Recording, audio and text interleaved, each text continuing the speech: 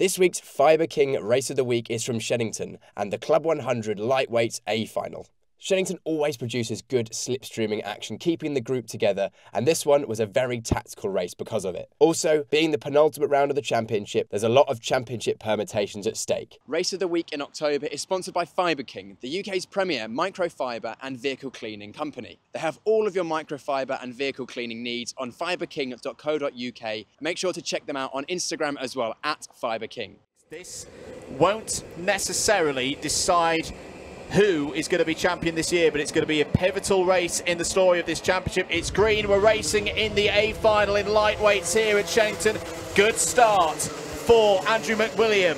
Good start for Rory O'Regan as well. O'Regan immediately up to P2. Dante Dillon would be advised to just take it nice and calm in the early stages of this race, and has done so. Is there in third place. An attack coming in from Jack O'Neill there in the black and green, P4. Ed Bars has had a decent start, has tucked in behind Harrison Kirkham. That's the battle for 5th and 6th. Calm start, clean start from the lightweights here. Howard, Daniel Munro trying to make his way through there in the number 40. Clean start indeed, and some ways would expect nothing left for our A-final grid. And as I say that, that is indeed Michael Reeder in the 96, off to driver's left, coming onto the hanger straight. Move from Andrew O'Neill there in the mid-pack as well. But yeah, costly moment there for Michael Reeder, although he hasn't, I don't think, quite fallen off the main pack. He might get away with that just in terms of slipstream, as there is Jack O'Neill once again challenging this time. He's battling away, sorry, in fact he's being challenged, wasn't he, by Harrison Kirkham there, who has got through, and he was trying to battle back again. So that is actually Kirkham up into 4th place now, and a little bit of a gap opened up between them and the top 3 ahead of them. Ed Bars now on the tail of Jack O'Neill in the battle for 5th place. So remember the wild cards in this championship battle. Rory O'Regan, who's now doing a bit of a dual junior and senior program because he's at that crossover between the two classes. He is not a championship contender. Same for Jack O'Neill in the number 26. But they are very quick drivers. They will have their eyes on taking... Oh, there was a spin there now was that Daniel Munro? It was a black suit and a black helmet falling down the order. Yes, it was. So Daniel Munro is out of contention in this final. That is a real shame for the two-time Club 100 junior champion the last 2 years. 10 minutes of this one remaining. Andrew McWilliam leads, has won a round so far this season. It was back at Lyd. In some ways, a bit of a similar circuit to Sheningon. Lots of long straights, big braking zones. It does seem to appeal to McWilliam's style of driving. Yeah, I'd say it's sort of in that. I sort of put them in the same category, the Lyds, Sheningon, Rissington category of fast, bit old school with chicanes, which is a broad generalisation, but it's that sort of category of circuit. So yeah, Rory O'Regan here applying the pressure early on here to Andrew McWilliam. Andrew O'Neill still on the move, by the way, up to 11th place as he works his way through what once again is an extremely competitive and closely matched pack of Class 2 runners in the mid-pack here. Now we see Dante Dillon starting to come under pressure. Just think a few laps ago how much of a gap, say 4 or 5 kart lengths it was, between Dante Dillon and the battling Harrison Kirkham and Jack O'Neill. Look at the way that you can see now how Kirkham has reeled in Dillon somewhat now. So you've got McWilliam and O'Regan here at the head of the field, and then you've got a 3-car battle over 3rd place, and there is a move from Jack O'Neill up into 4th on Harrison Kirkham. So that will have slightly opened up the gap again, and here is O'Regan looking for a move here into Park Bend, and he's through.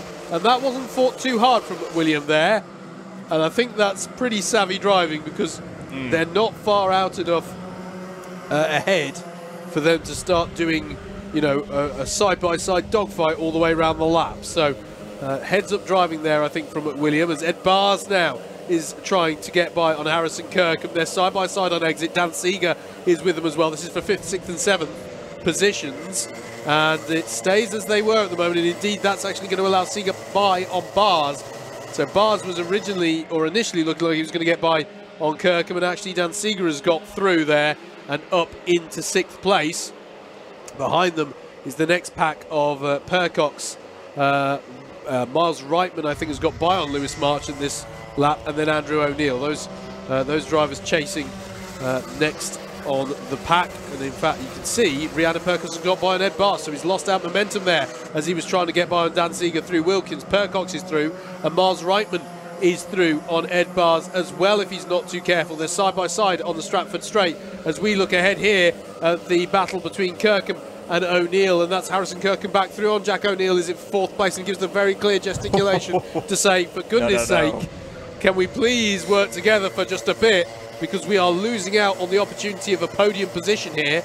And I think that's a fair point for Kirkham to make at this stage. And not just a podium for Kirkham, but crucial championship points. As things stand, we would see a change in the championship leader leaving Sheningon here this afternoon. Dante Dillon would be your new championship leader on 1,473 points. Ed Bars now down in 8th place. They're all gaining points. They're all chucking another result from earlier in the season in the bin in terms of being their second drop score.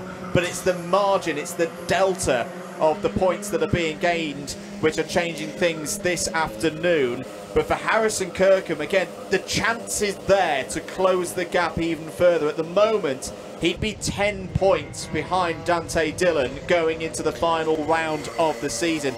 If he can work with Jack O'Neill, close that 0.8 second gap, again, we're getting into that realm of one position here, one position there, is going to result in quite a few championship points. Uncharacteristically, Ed Bars is going backwards in this race. He's now down in 10th place behind our top Class 2 runners in the form of Miles Reitman and Lewis Marchant. Very unusual to see Bars have slipped down like that. It's going to be interesting to see if he can gather the momentum up in the latter half of this race, which we have now just entered. Less than 6 minutes on the clock now as Miles Reitman sets the fastest lap of the race. That's not going to make the task easy for Ed Bars if those just ahead of him are the fastest karts on track. Reitman, incidentally, in setting that fastest lap, also put a move on Rihanna Percox, so he's up into 7th place now as the driver of the number 15.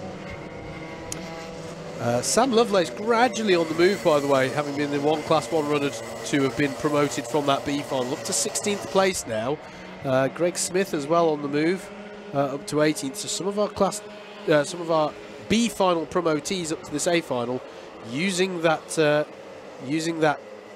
track knowledge, most recent track knowledge, to make hay in this A final. As we look again at the lead, there was a little half look from McWilliam, possibly into Wilkins, but stays as they are for the lead for now. Here's the battle for 3rd place. Fair play to Kirkham and O'Neill. Once they'd sorted out their differences and Kirkham had given that signal, they have worked together. They have reeled in Dante Dillon as a move for the lead here. Andrew McWilliam down the inside of O'Regan at the Stratford hairpin and says, shall we work together? They're just going to have a little meeting on the back straight, folks. We'll tell you what the outcome is. No, they're still side by side through the Bruno chicane. And it is, though, McWilliam who comes out on top here, and I think, in fairness, O'Regan has agreed with the general memo to not overfight this, lest they bring the likes of Dante Dillon into the fight. On that topic, by the way, behind them, Dante Dillon has been passed. There you go. There's the pass literally happening, and that is significant. That is Kirkham and O'Neill through on Dante Dillon, and that puts Dillon down to 5th. I really like that move from Andrew McWilliam. That's him getting on the front foot, not waiting for this chase pack to catch him and play it safe with keeping behind Rory O'Regan. If the catch does happen, Rory O'Regan's now the driver in that tricky position of having to maybe defend a little bit. Yeah.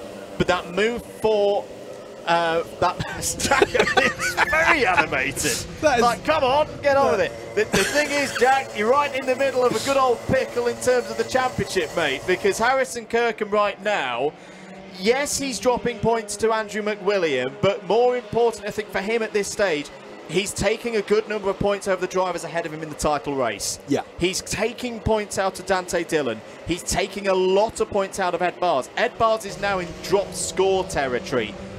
This race is just not happening for him at all. Dante Dillon now falling backwards. This is what we've hoped for in this commentary box, that this would happen. If the race was to finish now by our scores, your championship scores heading into Buckmore Park would be this. Dante Dillon, 1,467. Ed Bars, 1,466. Harrison Kirkham, 1,465. Andrew McWilliam, and this is why I like this move from Andrew McWilliam to get himself to the front, 1,465. 4 drivers, 2 points, heading into the final round of Buckmore Park. We've been saying that these scores are converging. They are now in this final. We've still got 2 minutes and 15 seconds to go. Miles Reitman is charging. The C2 driver, I don't think he's going to do quite enough. Well, I think it's not him doing enough.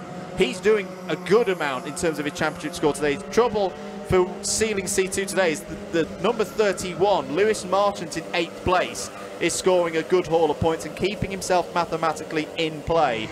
But what a story we've got developing here in lightweights. Andrew McWilliam trying to score his 2nd finals win of the year. He's less than 2 minutes away from achieving that, but keep an eye on that gap back to Kirkham, because Kirkham's quick, 52.6 last time around. The gap was 0.8 of a second. Just visually, again, it looks like it's coming down. We're going to get, I reckon, 2 more laps in here. Absolutely, and here is the look for the lead. Rory O'Regan down the inside at Park Corner, and he's through. And again, not fought too heavily there by McWilliam, but they are going to have to start taking these things more seriously for 2 reasons. In fact, in some ways, that's undone the good work for McWilliam, because now the chasing pack is arriving. So he really wants to try and not be that rear gunner if he can at all help it. But regrettably, that may be the position he finds himself in, although he still looks pretty chill to me in that position. This is the penultimate lap for everyone's information as they come onto the hangar straight. I have to say, just before we get into the thick of this, I do love that perspective, the Jack O'Neill perspective. We always think of it from the perspective of the championship protagonist. I love the idea of this person who hasn't got a dog in the fight going, what is wrong with everybody? Why are you defending so hard? But yeah, here we go then. On to the last lap. It's Regan, McWilliam and Kirkham with Jack O'Neill and Miles Reitman closing out your top 5. How is it going to end?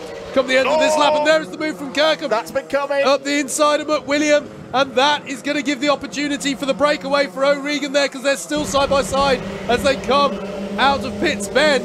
And Jack O'Neill now is on the scene to seize the opportunity, and it stays ironically as they were. Miles Reitman is now, we've just recalculated the points, he is in a position that could give him the C2 title a day early. I think McWilliam and Kirkham have cost themselves the chance of the win today. Rory O'Regan is gone, clear at the head of the field, through hangar for the last time. Is Kirkham going to sling it down the inside? No, he's just going to hold it off. It's going to be a good race to the line. Rory O'Regan wins again. 2 out of the last 3. Rory O'Regan has arrived in seniors, takes the win at Sheningon, becomes only the 2nd driver in lightweights this season to win more than 1 final. Andrew McWilliam. Thanks to Fibre King for sponsoring this week's Race of the Week. You can find their website and social media handles in the description below.